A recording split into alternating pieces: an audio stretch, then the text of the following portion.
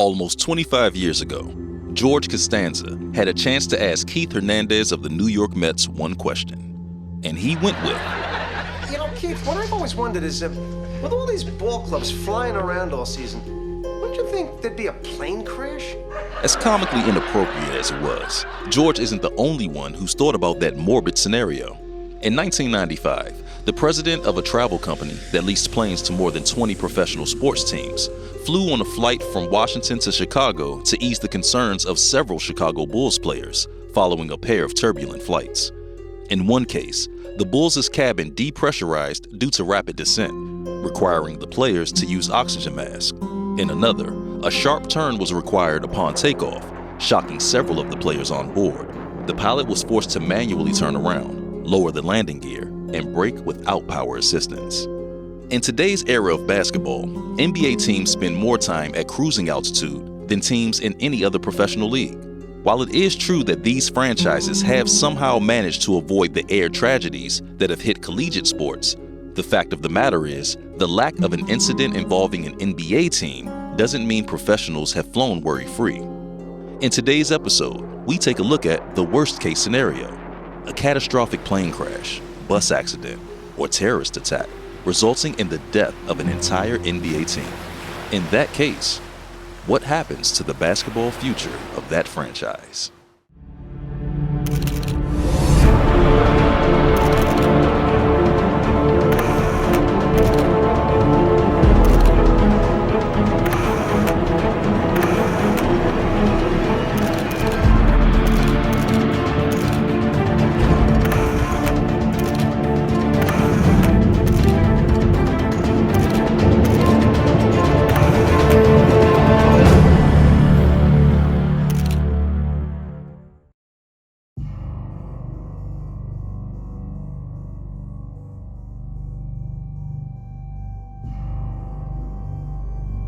Take a look at this picture.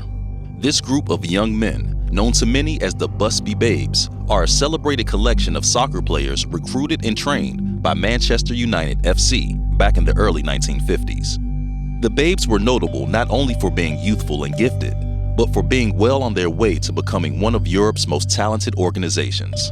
That was until February 6, 1958. On board a flight returning from a match, the Manchester United football group, along with an assortment of supporters and journalists, were headed on their way back home. As European Airways Flight 609 stopped to refuel at Munich Airport in West Germany, a large coating of snowfall slowly began to develop. By the time they finished refueling, a layer of slush had formed at the end of the runway. Just as the aircraft attempted its third effort to take off, it immediately hit the slush, plowed through a fence beyond the end of the runway, tearing the left wing and hitting a house. An investigation by West German airport authorities would later establish that the crash was caused by that very same slush. What was more alarming, however, was that 22 of the 44 individuals on that aircraft died at the scene. The injured, some unconscious, were taken to a nearby hospital where 3 more died, resulting in 23 fatalities with 21 survivors. Here is the news. So far, we know there are 23 survivors after Manchester United's air crash at Munich this afternoon. Of the crew of 6 and 38 passengers on board, including a baby, these are the people so far known to have survived.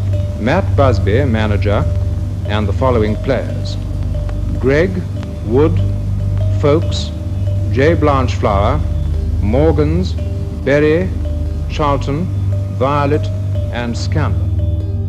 This was the last photo taken by the team. At the time, Manchester United was on their way to becoming the third club to win 3 consecutive English League titles.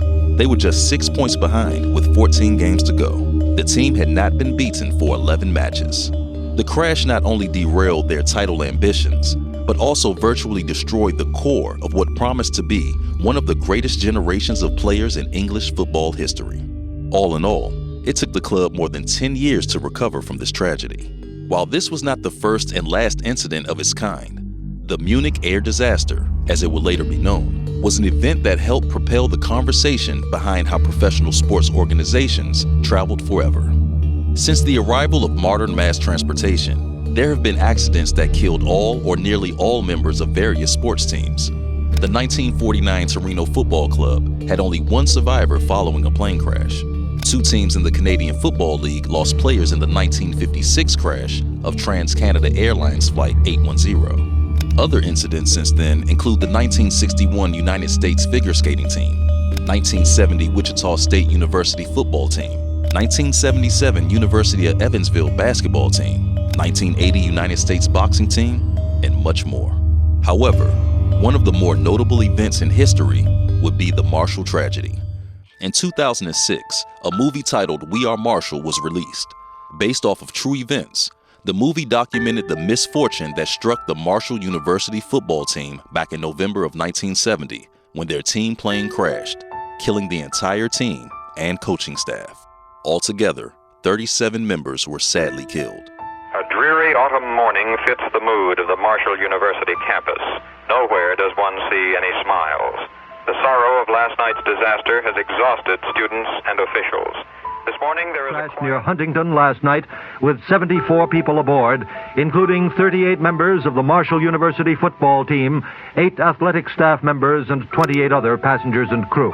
Federal Aviation Administration investigators have found intact the DC-9... Shock and sorrow have descended upon the town of Huntington, West Virginia, following the crash of a Southern Airways DC-9 jet, which took the lives of 73 people, including 48 players, staff, and coaches of the Marshall University football team. The plane, coming down in light rain and fog, apparently clipped the top of one hill in its path, then pancaked into another. This flight was the first time the Marshall team had flown to a game this season. On all previous games, it had gone by bus.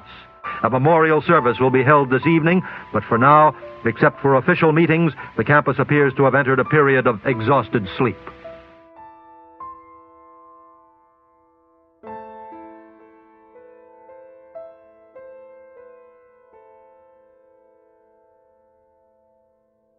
In the aftermath of these events, and events similar to it, a question, one that many have thought about but few have actually asked, was finally raised by the NBA. With the seldom occurrence of such tragic events, under the thin circumstance that an NBA franchise were to undergo a similar incident, what events would transpire? How would a team rebuild? Could it rebuild? It's one of those thoughts that bounces around, yet common sense and decency prevents from becoming noticeable. Understandably, it's a sensitive topic that the 4 major professional sports leagues don't like to talk about, but yet the question still remains.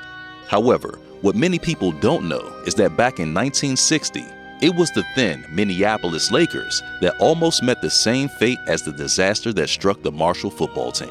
While it was a rough couple of years for the NBA's Minneapolis Lakers, the 1959-60 season had a promising start.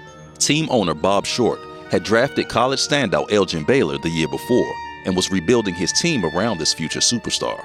Adding a new coach in the form of Jim Pollard, along with a dose of hometown enthusiasm, the franchise was looking at a bright future. The team even bought an airplane so they could play teams further away in the newly expanding NBA. But on the evening of January 18, 1960, that almost all changed.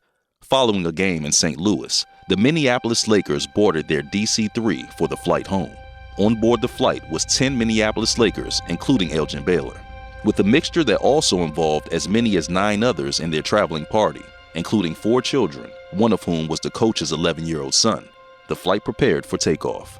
As the takeoff approached, a light snowfall began. It was during this time that Lakers player Jim Krebs pulled out his Ouija board and predicted that the Lakers plane would have an accident and immediately urged members of the team not to board. Nonetheless, the flight would still continue its course.